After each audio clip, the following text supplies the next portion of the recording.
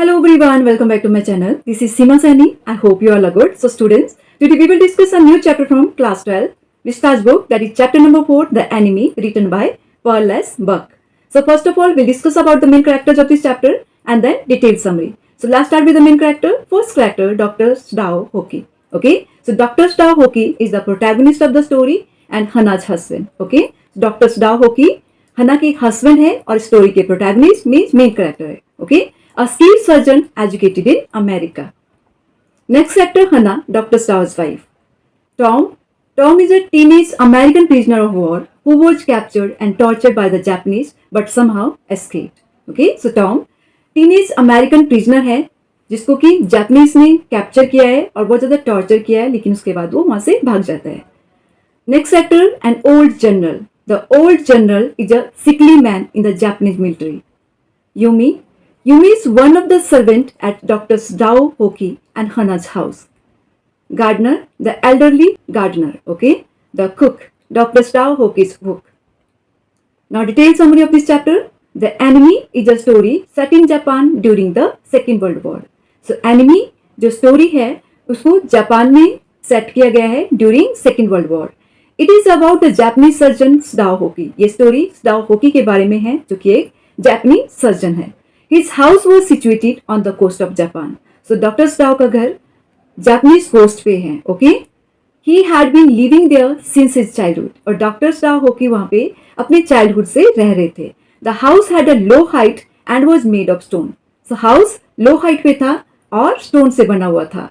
It was set upon the Rocky beach which had a boundary line made with pine trees and were tilted toward one side. Okay, ये जो house था ये Rocky बीच पे था और उसके घर के चारों साइड पाइन ट्रीज थे जो कि वहां पे tilted थे. Okay, when Dr. Stow was a child, he was climb up the pine trees. जब डॉक्टर स्टाउ चाइल्ड थे तो वो इन पाइन ट्रीज पे चढ़ जाया करते थे. Okay, Stow retained all the things that his father would tell him as a child.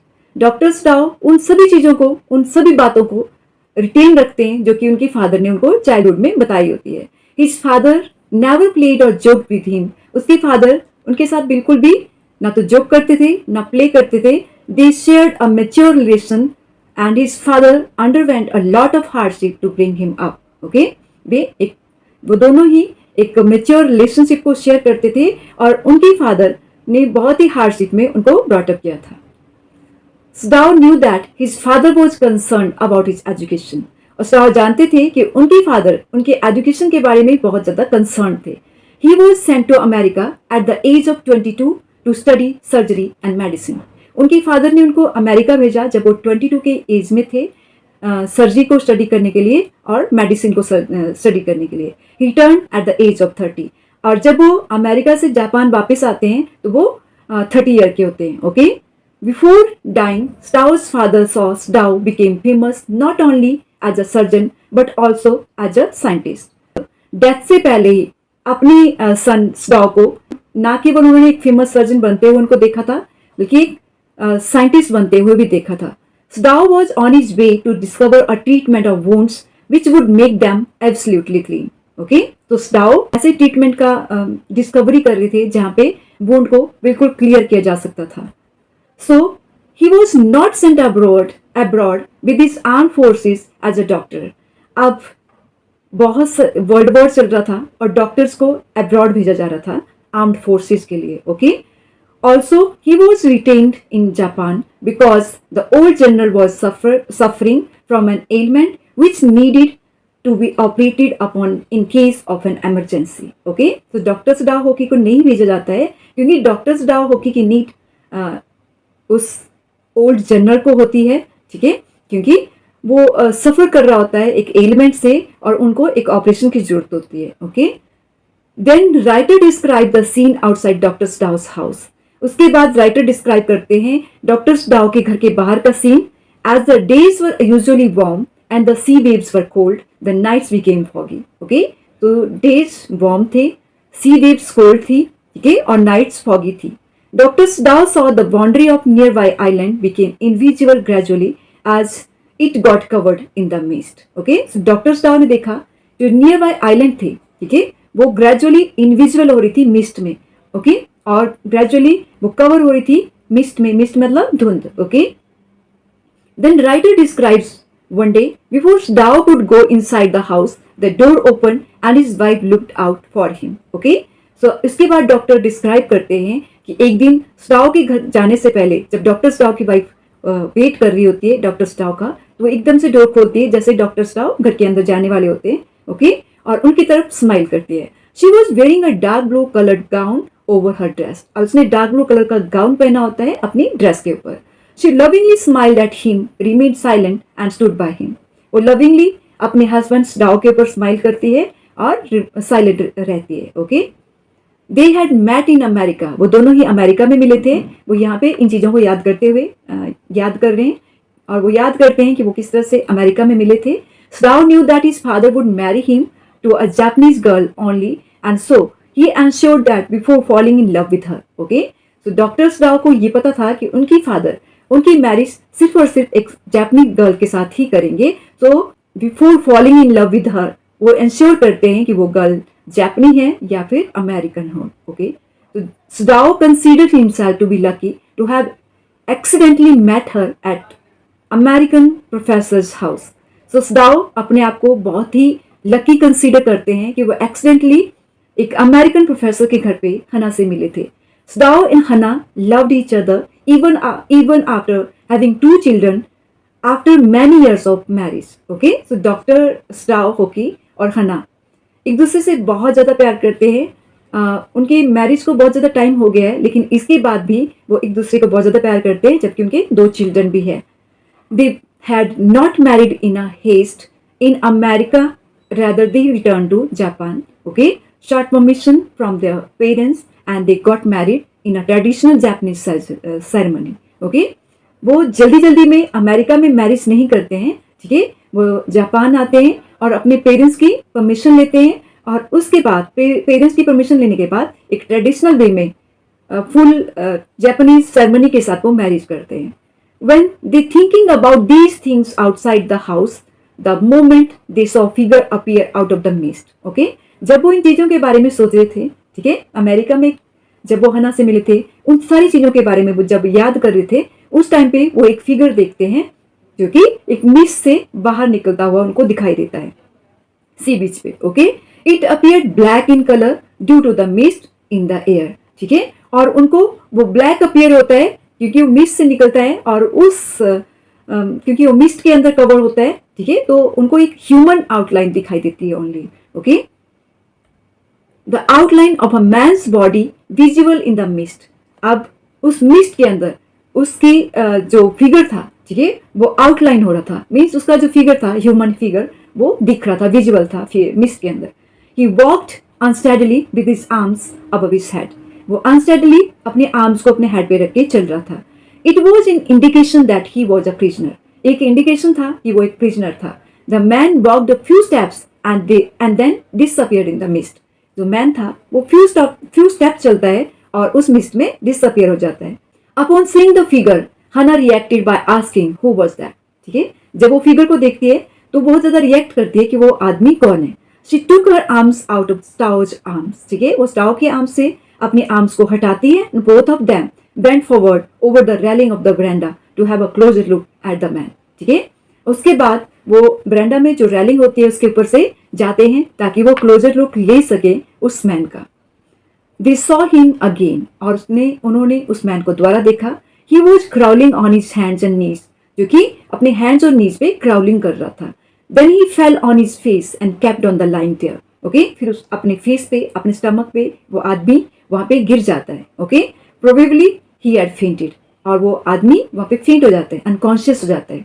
डाउ said that the man was wounded. अब डाउ बोलता है कि जो मैन है वो वुंडेड है। Okay, he approach the man who lay motionless with his face world in the sand.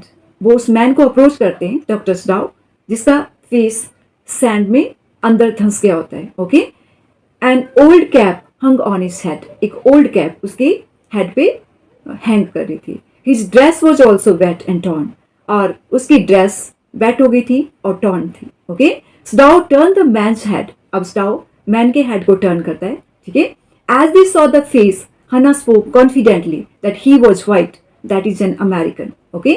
जैसे ही उसके फेस को टर्न किया जाता है तो हना एकदम से कॉन्फिडेंटली बोलती है कि वो एक व्हाइट मैन है और वो एक अमेरिकन है. Okay? As his cap fell off they saw his back yellow coloured hair. Okay?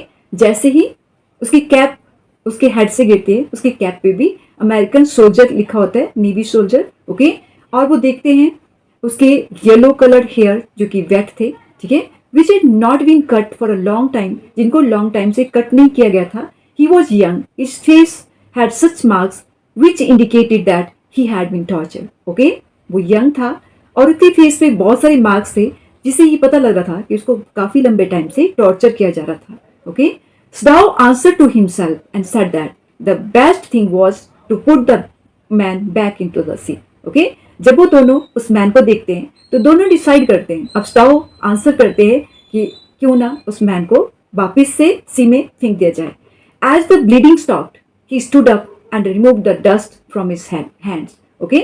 जैसे ही उसकी ब्लीडिंग स्टॉप हो जाती है, ठीक है, तो वो खड़ा होता है. स्डाउ खड़े होते हैं और उसके हैंड से उसके जो डस्ट होती है उसको रिमूव करते हैं. Sadao said if they gave him shelter they would be arrested for the sheltering an enemy. ठीक है? अब स्डाउ यहाँ पे अपनी वाइफ को बोलते हैं कि स्डाउ ने अपनी वाइफ को बोला कि अगर वो उसको शेल्टर देते हैं, ठीक है, तो एनिमी को शेल्टर देने के लिए उनको आर्मी अरेस्ट कर लेगी. Okay? If they handed him over to the Japanese army as a prisoner then he would die in the prison. Okay? अगर वो जापानीज आर्मी को उसको हैंड ओवर कर देते हैं तो श्योर था कि वो प्रिजन में मर जाता. As he thought that both the options were not favorable. अब उन्होंने सोचा कि both जो ऑप्शन थे वो फेवरेबल नहीं थे. He reluctantly take him home and decide to save his life.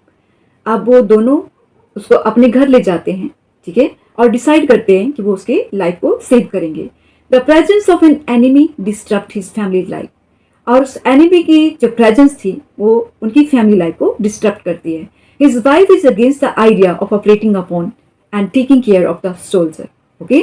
और हना जो कि स्टाउ की वाइफ है वो अगेंस्ट थी इस आइडिया के कि उसको ऑपरेट किया जाएगा, ठीक है, और उसको टेक केयर किया जाएगा. वो नहीं चाहती थी कि उसको ऑपरेट करें और उसको टेक केयर करें.